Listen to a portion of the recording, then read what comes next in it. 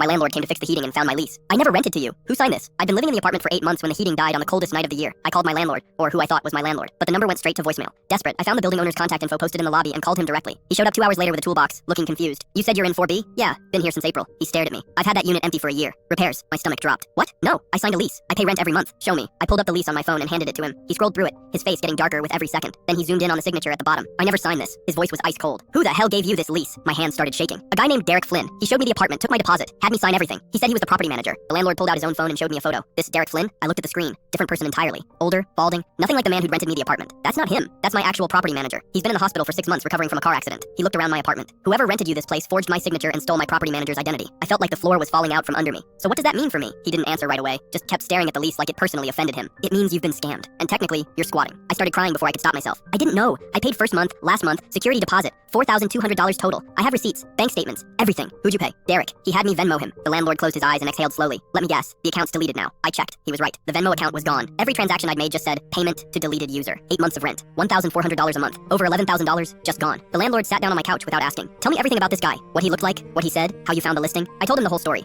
I found the apartment on Craigslist back in March. Great photos, reasonable price, perfect location. Derek met me at the building, had keys to the front door and the apartment, gave me a full tour, answered all my questions, seemed completely legitimate. He even had business cards. Did you ever meet me before today? The landlord asked. No. Derek said you preferred to stay hands off, that everything went through him. He shook his head. This guy was good. He must have copied my building keys somehow. Probably broke in while the unit was empty and just started renting it out. What happens now? Now I call the police. This is fraud, identity theft, probably a dozen other charges. He paused. But I need you to understand something. That lease isn't legal. I can't honor it. My chest tightened. So I have to leave? Not immediately. I'm not a monster. But yeah, eventually. This unit's not supposed to be occupied. I started packing that night. Didn't even wait for him to give me a timeline. I couldn't stay in a place that had been alive from day one. The police came the next morning. 2 detectives who told me I was the 4th victim they knew about. Derek, if that was even his real name, had been running this scam across 3 different buildings, renting out empty units, forging leases, collecting thousands in deposits and rent, then disappearing before anyone caught on. How did he get away with it for so long? I asked. People don't usually verify signatures, one detective said. And property managers being out of the office isn't suspicious. He targeted buildings with absentee owners who don't do their own showings. They told me I could file a report, join a class action lawsuit, maybe recover some money eventually. But the way they said it, I knew I'd never see that $11,000 again. The landlord let me stay for 2 more weeks while I found a new place. He even waived the last week's rent since I'd already been scammed enough. But he made me sign a real lease this time, just for those 2 weeks, and I watched him sign it in front of me. I moved out on a Saturday. As I was loading the last box into my car, I saw someone walking toward the building. Young guy, maybe mid-20s, looking at his phone like he was checking an address. I walked over. Are you here about an apartment? He looked up, smiled. Yeah, 4B. Meeting the property manager in 10 minutes. My blood went cold. What's his name? Derek something. Flynn, I think. I grabbed his arm. Don't go up there. Call the police right now. He tried to pull away. What are you talking about? That apartment isn't available. Derek Flynn is a scammer. He's going to take your money and disappear. The guy stared at me like I was insane, but I pulled up the police report on my phone and showed him. Showed him my bank statements, my fake lease, everything. He went pale. Then he called 911. The police set up a sting. Had the guy text Derek that he was running late, then waited in the building lobby. Derek showed up 30 minutes later with a key that shouldn't exist and a smile that should be illegal. They arrested him on the spot. Turns out his real name was Eric Donovan, and he had warrants in 2 other states for the same scam. He'd stolen over $200,000 from people just trying to find a place to live. I never got my money back. The lawsuit's still pending, probably will be for years, but at least I stopped him from getting 1 more person.